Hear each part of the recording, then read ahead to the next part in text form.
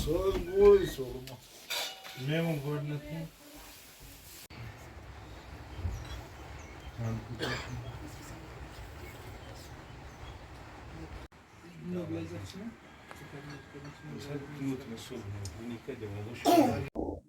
अगर हम आर्ट्स की बात करें, कला की बात करें तो कश्मीर हमेशा से ही आर्ट्स में माना जाता है।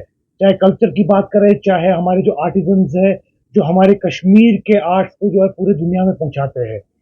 तो इसी सिलसिले में हमारे साथ जुड़े हुए हैं अरशद हुसैन मीर साहब, जिन्होंने हाल ही में ईरान में इंटरनेशनल अवार्ड लिया है और जो कि इनकी जो आर्ट है वो पेपर मैशी का है। हमारे साथ अरशद हुसैन मीर साहब जुड़े हुए हैं। हम इनसे थोड़ी बहुत बातचीत करेंगे, हम इनसे जानने की कोशिश करेंगे कि ये आर्ट के बारे में और उन्होंने कब से आर्ट शुरू किया और इनको क्या दिखा इस आर्ट में कि ये आर्ट को कंटिन्यू कर रहे हैं। अर्जित साहब, पहले बहुत बहुत शुक्रिया आपका।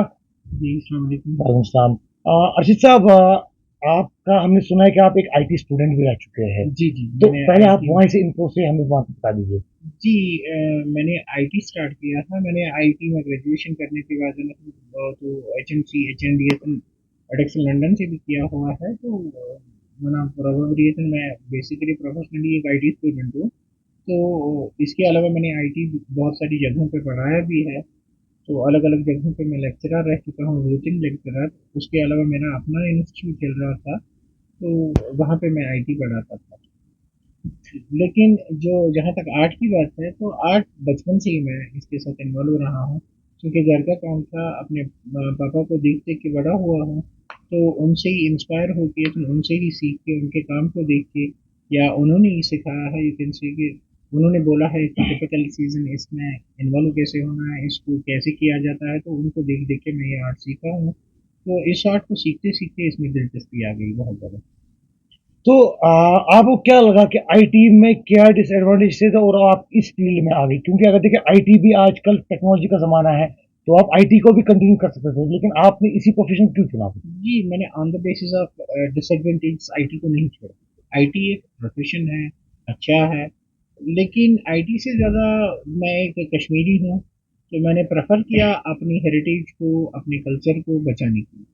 मतलब ये आर्ट दिन ब दिन डाई हो रहा है, खत्म हो रहा है। ये आने वाली जनरेशन को इसके बारे में पता नहीं होगा।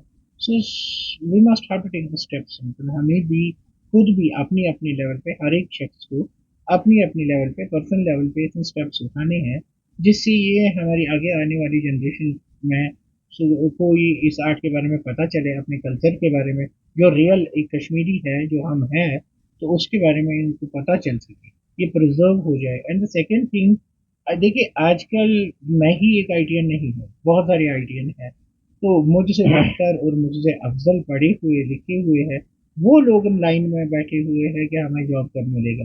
अब हर कोई प्रेफर नहीं कर सकते कि बाहर के देशों में सर्व करे, तो बाहर के देशों में जाके कमाई। अलग अलग मजबूरियाँ होती है सबकी, जाने वाले की अपनी मजबूरी है, रहने वाले की अपनी मजबूरी है। तो ऑब्वियसली हर कोई प्रेफर नहीं करता। बहुत सारे आईटीएन ऐसे हैं जो बैठे हुए हैं।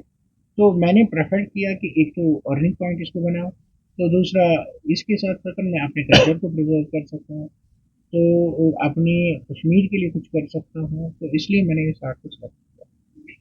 आपने इंटरनेशनल अवार्ड लिया, वहाँ पे आपने क्या अपनी आर्ट्स दिखा, अपने आर्टिज्म दिखाए थे, अपना पेंटिंग क्या दिखाई थी जिसपे आपको वहाँ पे अवार्ड नवाजा गया? जी, मैंने कुछ पेंटिंग्स भेजी, कुछ पेंटिंग्स के वीडियोस भेजे थे एंड फोटोग्राफ्स भेजे थे। उनमें जो मेन पेंटिंग है जो सिलेक्ट मैंने की थी, तो वो body painting, and that is kind of प्राणी है वो। दैट इज कश्मीरी में जिसको हम कहते हैं प्लेट है। प्लेट है जो सेंटर में एम्बोस है, उसमें मैंने फ्यूजनल वर्क किया हुआ है। एक तो कश्मीर का जो अपना हमारा ट्रेडिशन है, जो ट्रेडिशनल वर्क हमारा है, उस ट्रेडिशनल वर्क को एक जगह साइमुलेट किया है। अलग अलग उसके डिज़ाइन जो है, उनको एक जगह मैंने महफूज किया है। तो उसके अलावा तो मैंने सेंट्रल एशिया के कुछ डिज़ाइन को मर्ज करके कश्मीरी टच दिया है। तो दोनों फ्यूजन्स को मिलाने के बाद मैंने इसको तो डेवलप किया है। तो वो सिलेक्ट हो गई। उसके बाद उन्होंने फिजिकल सो उसकी ये डिमांड की कि फिजिकली आपको ये रन ट्रांसफर करना है। तो मैंने उनसे कहा कि इसका कॉस्ट ये है कि अगर इसमें ब्रेकेज हो गया, तो उन्होंने कहा कि नहीं, ये इट्स एन एक्सपेंसिव वन, आप इसको मत भेजिए, इसके वीडियोस भेजिए। तो फिर उन्होंने कुछ और प्रोडक्ट्स मेरे वहाँ पे लिए जो मैंने किए हुए थे। तो वो प्रोडक्ट्स मैंने भेजे, वो छोटे साइज़ में थे। मिस्टर संदीप जो WCC के यहाँ पे नुमाइंदे हैं इंडिया में, तो उन्होंने दिल्ली से वो लिए अपनी, उन्होंने बहुत केयरफुली उनको लिया, तो अपने लगेज में तो विदाउट एनी बक्सिंग बक्सिंग तो अपने साथ वो ले गए, वहाँ पे रिप्रेजेंट किया। तो काम को देखने के बाद इसमें 7,000 कॉम्पिटिटर्स थे, तो 7,000 कॉम्पिटिटर्स में फिर 300 रहे सेकंड राउंड में, तो 300 में मेरी सिलेक्शन हुई। तो लास्ट राउंड में तो इसमें वोटिंग्स होती है, अपने अपने कमेंट्स होते हैं, तो उन्होंने कमेंट्स के बेसिस पे मुझे वोटिंग्स के बेसिस पे तो मेरे काम को सिलेक्ट किया है। कश्मीरी मैं नहीं कह सकता मेरे काम को, तो कश्मीरी वर्क को सिलेक्ट किया। तो प्रोबेबली तो अल्लाह का शुक्र है कि फिर कश्मीरी जो हमारा अपना आर्ट है वो वहाँ पर सरफराज हुआ। कितनी खुशी महसूस हो रही है एज अ कश्मीरी के हमारा कल्चर जो हमारा आर्ट है ये अब दुनिया में माना जा रहा है, दुनिया में इसको अब पहचान मिल रही है। बेशक बहुत सारी खुशी है, बीइंग कश्मीरी, कश्मीरी होने के नाते से ये एक प्राउड मोमेंट है मेरे लिए कि हमारी स्टेट को, हमारी रियासत को, हमारी कल्चर को रिप्रेजेंट मैं कर सका, या दुनिया समझ पाई, दुनिया ने इसको सराहा। ये बेसिकली मुझे नहीं सराहा, ये बेसिकली जो आर्ट आर्ट हमारा है, हमारा क्राफ्ट, हमारी ट्रेडिशन है, हमारा कल्चर है, उसको सराहाया गया है।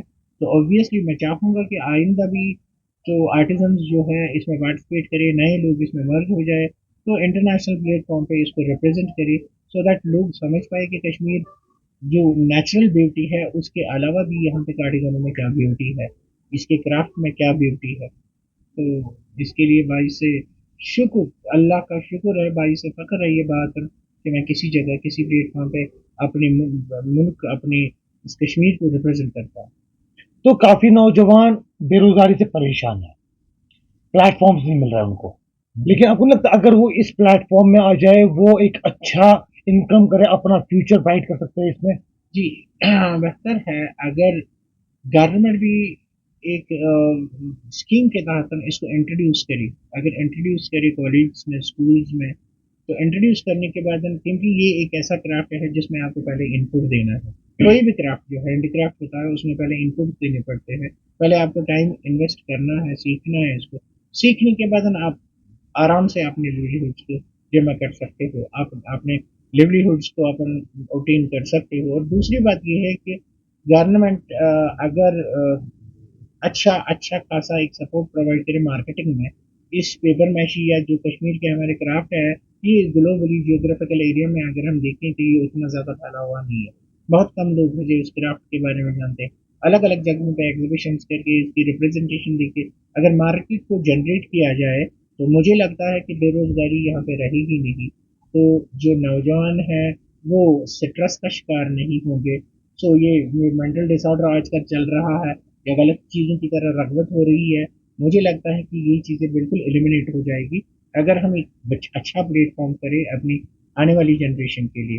एंड आई होप सो इंशाल्लाह government will take such steps that can provide an, so एक रीजनेबल वे प्रोवाइड कर सके आगे की जनरेशन के लिए इन बेरोजगारी के मसले को खत्म करने के लिए। बहुत बहुत शुक्रिया। ये हमारे से जुड़े हुए थे अरशद हुसैन मीर जो कि इंटरनेशनल अवार्ड जीत चुके हैं ईरान में। एक प्राउड मोमेंट इंडिया के लिए, एक प्राउड मोमेंट कश्मीर के लिए। एज अ कश्मीरी ये हमारे एक गर्व की बात है कि हमारा आर्ट जो है इंटरनेशनली अब रिकॉग्नाइज किया जा रहा है। हमारे नौजवान भी अब काफ़ी ज़्यादा इसमें आ रहे हैं, लेकिन कहीं ना कहीं अभी प्लेटफॉर्म की वजह से या उनको जो अपॉर्चुनिटीज़ है वो सही से नहीं मिल रही है। तो इंशाल्लाह आने वाले सालों में हो सकता है कि सरकार इस पे कुछ इकदाम उठाए और इसको जो है स्कूल्स कॉलेज में या इसको एक हिसाब से एक बुक या एक हिसाब से सब्जेक्ट एक बनाए, जिससे हमारा जो कल्चर है, हमारा जो आर्ट है ये आगे बढ़े। तो ऐसी मजीद स्टोरीज के लिए आप हमारे से जुड़े रहिए। तब तक मुझे दीजिए इजाजत। अल्लाह हाफिज।